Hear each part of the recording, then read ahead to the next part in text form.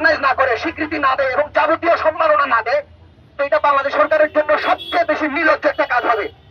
এবং আমরা দেখতে চাই যে বাংলাদেশ সরকার, বর্তমান ইন্টারিম সরকার, যারা কিনা শহীদ নূর মোস্তফা এবং তার মতো সকলের রক্তের উপর দাঁড়ানো সরকার, তারা শহীদ নূর মোস্তফাকে স্বীকৃতি না দিয়ে কোথায় যায়? এই স্বীকৃতির দাবি অতিরিক্ত কিছু না, বরং ইনসাফের দাবি।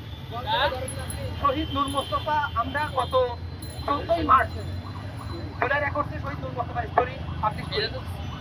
আমরা সরাসরি তার বাড়িতে গিয়ে যখন এই ব্যাপারটা আমাদের সামনে আসে যে একজন শহীদ আছে যে কিনা এরকম এই পরিমাণ সাহস নিয়ে শহীদ হয়েছে এবং কি বিভৎসভাবে শহীদ হয়েছে, যে কক্সবাজারের ঈদগাহ থানার সামনে গুলি করা হয়েছে, তার পিঠে গুলি ঢুকে বুক ফুঁড়ে বের হয়ে গেছে। এবং মানে শহীদ নূর মোস্তফা বাবা আমাদেরকে বলতেছিলেন যে যখন 4 তারিখে আমি শুনছি যে মোস্তফা এরকম মিছিলে যাচ্ছে, আমি তাকে মানা করছি যে তুমি কেন মিছিলে যাচ্ছ, এটা তোমাদের কাজ এগুলা। মোস্তফাকে যখন বকা দিচ্ছে নূর মোস্তফা সকালবেলা তার বাবাকে সেই সময় যা দেখাচ্ছে, কি বলে, শহীদ আবু সাইদের ভিডিও, তার পাশের বাড়ির একজন থেকে মোবাইল এনে শহীদ আবু সাইদের ভিডিও দেখাচ্ছে যে আবু সাইদ এরা যদি জাম দিতে পারে আমরা কেন পারবো না। শহীদ নূর মোস্তফা এইভাবে অ্যাড্রেস করে যে তারা জাম দিতে পারলে আমরা কেন পারবো না। এইভাবে শহীদ নূর মোস্তফা এবং পরবর্তীতে ঠিকই সেদিন আনসার আন্দোলনে যায় এবং 5ই আগস্ট গুলিবিদ্ধ হয়, 6ই আগস্ট তিনি শাহাদাত বরণ করেন।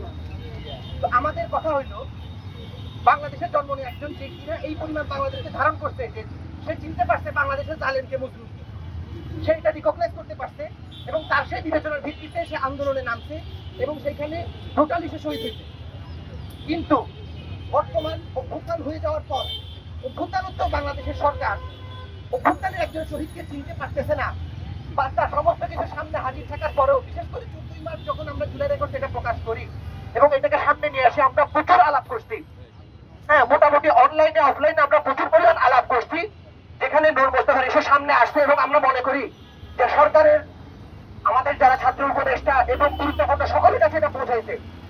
2 সপ্তাহ আগে মুক্তিযুদ্ধ বিষয়ক উপদেষ্টার কাছে অফিসিয়ালি স্মারকলিপি দেওয়া হয়েছে চট্টগ্রামে, এবং চট্টগ্রামে ইতিপূর্বে মানববন্ধন করা হয়েছে। সমস্ত উপায়ে শহীদ নূর মোস্তফার পরিচয় এবং ইতিহাস আমরা তুলে ধরার পরেও কোন কারণে শহীদ নূর মোস্তফার স্বীকৃতি এখনো দেওয়া যাচ্ছে না, এটা আমরা জানতে চাই। এটা শুধু ইনসাফের প্রশ্ন, অতিরিক্ত কোনো চাওয়া না।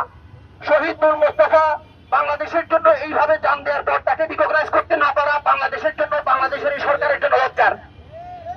এবং আমি খুব বেশি কথা বলতে চাই না, বরং শুধু এতটুকু বলবো, আজকে ঢাকায় এখানে দাঁড়ানোর পর এরপরে যদি শহীদ নূর মোস্তফাকে স্বীকৃতি দেওয়া না হয়, এবং আমাদের তরফ থেকে দাবি যে শহীদ নূর মোস্তফার সম্মাননা পূর্বক তার পিতা মাতাকে বাংলাদেশের নাগরিকত্ব প্রদান করা। তো আজকের পরে এখানে দাঁড়ানোর পরেও যদি শহীদ নূর মোস্তফাকে বাংলাদেশ সরকার চিহ্নিত না করে, রিকগনাইজ না করে, স্বীকৃতি না দেয় এবং যাবতীয় সম্মাননা না দেয়, তো এটা বাংলাদেশ সরকারের জন্য সবচেয়ে বেশি নির্লজ্জ একটা কাজ হবে। এবং আমরা দেখতে চাই যে বাংলাদেশ সরকার, বর্তমান ইন্টারিম সরকার, যারা কিনা শহীদ নূর মোস্তফা এবং তার মতো সকলের রক্তের উপর দাঁড়ানো সরকার, তারা শহীদ নূর মোস্তফাকে স্বীকৃতি না দিয়ে কোথায় যায়? এবং শহীদ নূর মোস্তফাকে স্বীকৃতি না দিয়ে তারা কোন দিক দিয়ে যাইতে পারে, যে কি কারণে স্বীকৃতি দেওয়া হচ্ছে না আমরা জানতে চাই, এই জুলুমের কারণটা আমরা জানতে চাই। তো সুতরাং আমরা এই দাবি রাখে আমি আমার এখানে বক্তব্য শেষ করতেছি। এবং যারা বাংলাদেশের নাগরিক তাদের সবার জন্য লজ্জার, এটা লজ্জার অন্তর্বর্তীকালীন সরকারের জন্য। কিন্তু যারা এই জুলাইয়ের ম্যান্ডেট নিয়ে, কোট আনকোট জুলাইয়ের ম্যান্ডেট নিয়ে যারা সরকারে বসে আছেন, তারা এই লজ্জা অনুভব করতে পারেন কিনা আমরা জানি না।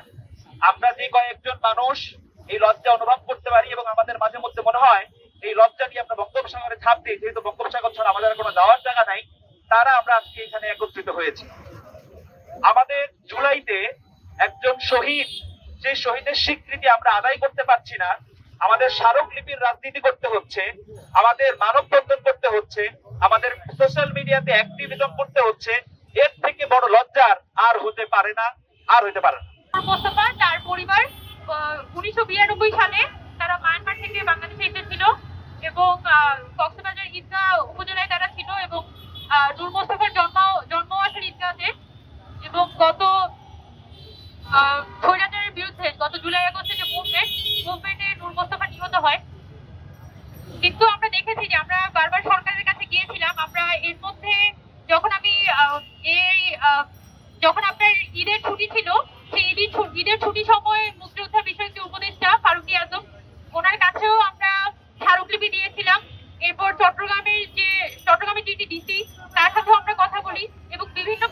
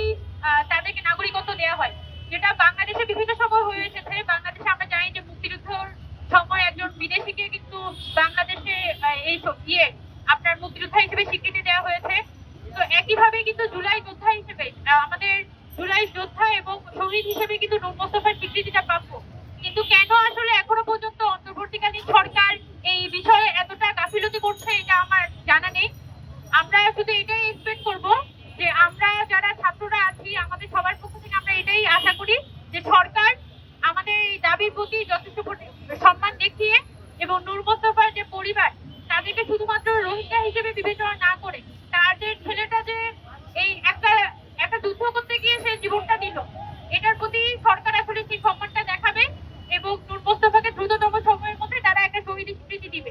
এবং শুধুমাত্র মানববন্ধনে আমরা আটকে থাকবো না। আমি একটু আগে বলেছি আমরা এই একটা প্ল্যাটফর্মের সাথে যুক্ত, এম্পাওয়ারিং আওয়ার ফাইটার্স নামে। ওখান থেকেও আমরা স্মারকলিপি দিয়েছিলাম ফারুক আজমের কাছে এবং সরকারের কাছে বৈঠক করে আমাদের যত প্ল্যাটফর্ম আছে তাদের সবাইকে কিন্তু সরকারকে বিশেষভাবে চাপ দিতে হবে। শুধুমাত্র নূর মোস্তফার শহীদ স্বীকৃতি না, আমাদের আহত শহীদদের পরিবারের পুনর্বাসন, তাদের দেখভাল, এটা কিন্তু সরকারের দায়িত্ব। বাট আমরা যদি আহত শহীদের পরিবারদের দিকে তাকাই, তাদেরকে ভাবা হচ্ছে যে 1 লাখ টাকা ধরিয়ে দিলাম বা 5 লাখ টাকা ধরিয়ে দিলাম, এরপরে আমার সব দায়িত্ব শেষ। এটা যে রাষ্ট্রের একটা দায়িত্ব এই পরিবারগুলোকে দেখে রাখা, আহতদের চিকিৎসার সবসময়